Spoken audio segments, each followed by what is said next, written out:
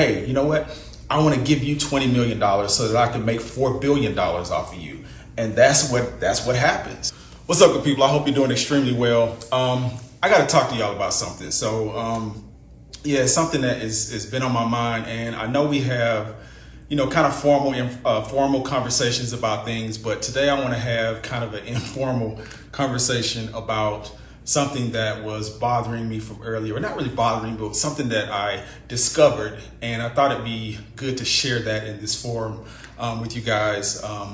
And it's something that, it's right in line with what we talk about on this channel. So I wanted to really talk about this informally and see kind of what you guys' thoughts were. So excuse if this is not as polished as the videos on this channel usually are. But I just wanted to kind of have this conversation, this real conversation with you about this. So a little bit earlier, I was preparing for this video, preparing, information, what I wanted to say, and just going through, research and all of that, as I often do. And I stumbled upon a video of someone talking about passive income not being real, that passive income isn't real. And I was like, wait a minute, this is interesting, because for me, I make passive income all the time. There's work that I've done 10, 15 years ago that I still get paid for passively without having to do anything. And we'll go more into that in a minute. But so I stumbled on this video, and it struck me because of the title, passive income is not real. So obviously I clicked on it, and I'm like, maybe it's just clickbait. Maybe this person is just, trying to draw you in. And I understand that, we all do that, trying to draw the viewers in to click on it. And no, this person was convicted that, passive income was not real. And they were really making a case for why passive income was not real. And I started to inquire about this. I'm like, wait a minute, this is interesting. Are there more people who really think this? So, I dug a little bit deeper, and sure enough, there's more people coming out with this notion. And it started to bother me for a moment, but then I realized what it was. Some of you may be familiar with the term cognitive dissonance. And for those who are not familiar with the term, basically what cognitive dissonance is this internal struggle that you have when you are forced with an ideal of something that doesn't register with you, or that you don't want to believe. You don't want to change. And it really centers around fear a lot of times. Like if you are someone that believes I could never be rich, or, I could never have anything good happen to me. If you are presented with an ideal or if you are presented with a scenario that is contrary to that, you do everything in your power to discredit that thing. You cannot believe or cannot allow something like that to exist. So that's what cognitive dissonance is. It's really just a fight against your own, your own willingness to change or believe something other than what you already believe. So as I start to pull back the layers, I start to see that that's what this is. Like, this is really deep. Like, people really have a really strong cognitive dissonance about success. They really have a really strong cognitive dissonance about being anything other than what they have been taught to believe about themselves. And, it really got me to thinking about just how I was brought up, and how, the environments I was brought up in, and just the people I've seen in my lifetime and the people I've come in contact with. And it really just got me to thinking about that, and thinking about all the scenarios where I wondered why someone was not doing well in something, or someone else was doing well in something, and being in the same environment. And it really makes you think about, how do we frame the conversation for people who are in cognitive dissonance about succeeding, or about passive income, or about freedom, about financial freedom? How do you frame that conversation with someone who is in that mind frame and who is stuck there? And it's something that really struck me as an important thing to do. And I started to think I got to be on a mission to help people who are in that place, because it's real. It's a real thing. And I'm not excluded from this in my life. I've been in situations, that's how I know what it is. I've been in situations where I've had cognitive dissonance about things, and, not really understanding how to think differently about something, and it's something that does happen. And it once you're in that place, and if you're in that place, you cannot get out of it on your own. Sometimes something catastrophic has to happen to really shift your perspective, whether that be, you get a windfall or something great happens to you that you cannot control. It just happens to you, and you are in that moment, and you can't shake it. You can't shove it off as, oh, well, that was a fluke, and something like that will never happen again. It has to be something life-changing that happens to you. So that really got me thinking about that, really how we evolve, how people are able to really evolve into something greater and evolve into greater thoughts about themselves. It has to be a life-changing occurrence. Or it's easier when there's a life-changing occurrence that happens and really shifts that perspective. So that made me start to think about, how do we make that happen? How do we, kind of bottle that and be able to use that as a mechanism to create change faster? Because I think the problem is, a lot of times people want something different.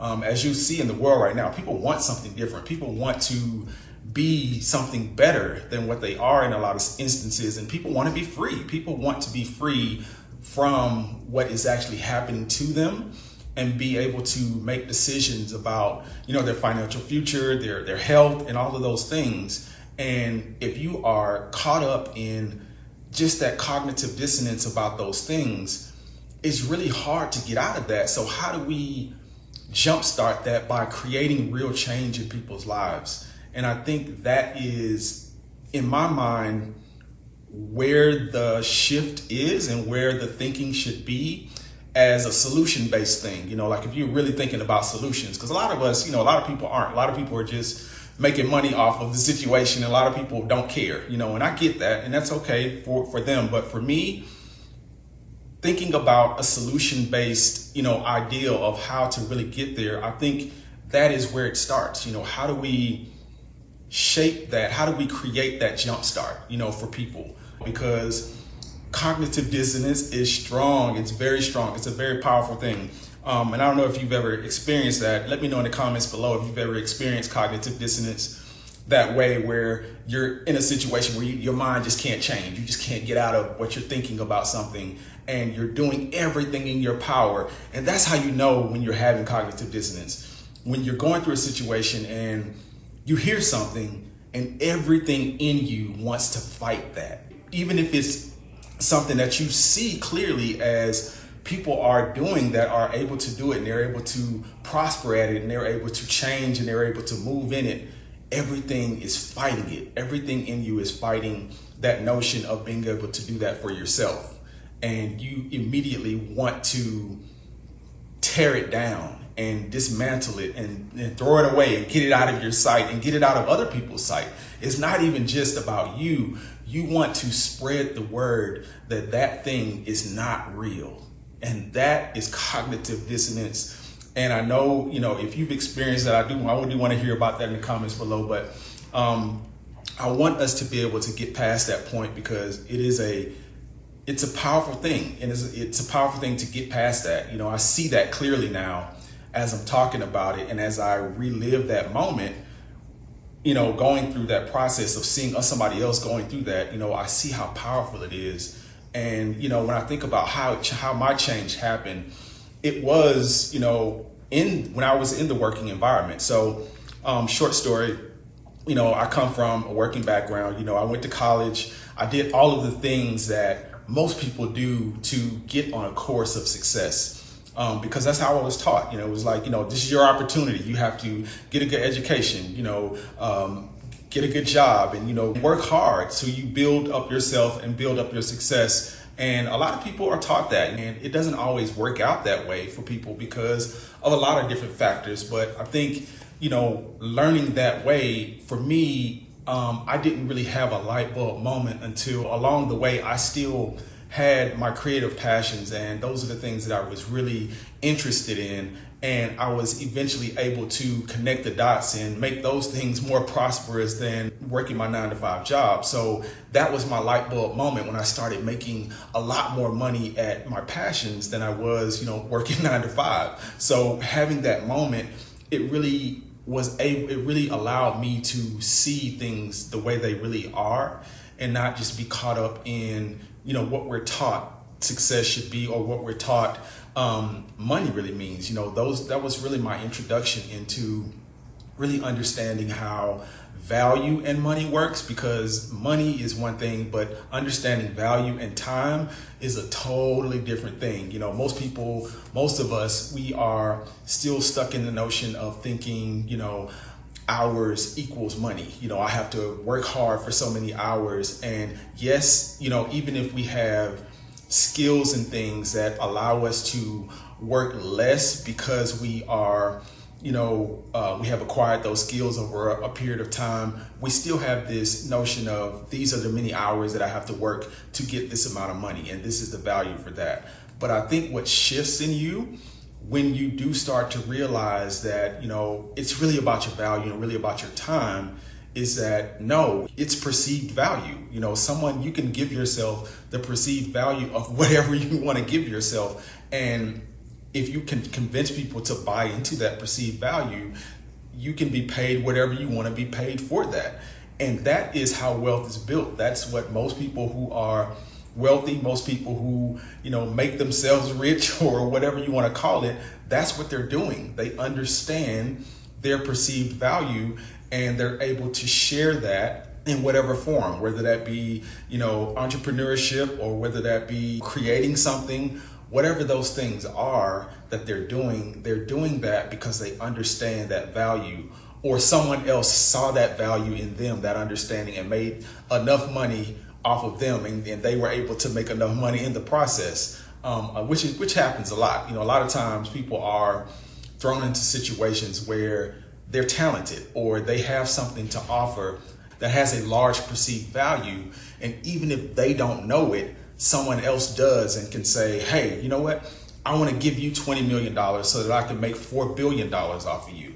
And that's what happens. So even in that scenario, the person who really understands the perceived value is the person who made $4 billion. Even if that person made $20 million, this is the person that really understands the value and understands perceived value.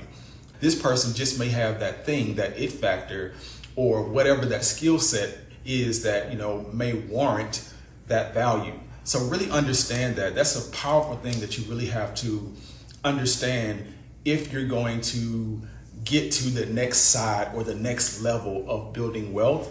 But I say all that to say that, people can teach you things, people can give you skills, people can, tell you all these things. We can have all these conversations, but if you don't have that light bulb moment for yourself, it won't amount to anything but just more conversation. And that's what I want to get to. We have to get people to the light bulb moment of, you know what? I can do this. I have to see this differently. And I know it's hard. It's not always easy because, situations are real. I can't sit here and tell you that I have not had many, many hard times in my life, because I have. I've had tremendous hard times in my life just on some basic stuff, basic understanding of how to take care of myself and how to take care of my bills, how to live life, how to be healthy, all those things. I've struggled with those things as well. That's why I can tell you that you can change those things. You can change those behaviors when you have that light bulb moment. Now, there's always going to be opposition. I want to say this, and I want to say this clearly. There is always going to be opposition, because just as we just talked about with cognitive dissonance, sometimes it's the people around you that they're having cognitive dissonance even when you step out of that, because they're having cognitive dissonance and they're having a moment where they can't believe you're prospering or things are changing for you. They will tear it down. They will try to tear you down, and it won't be something that they want to do maliciously, but it's happening because they are in a mindset that cannot allow what is happening to happen. And it's real. That happens. It's real. And I know some of you probably out there have experienced this or maybe going through this right now.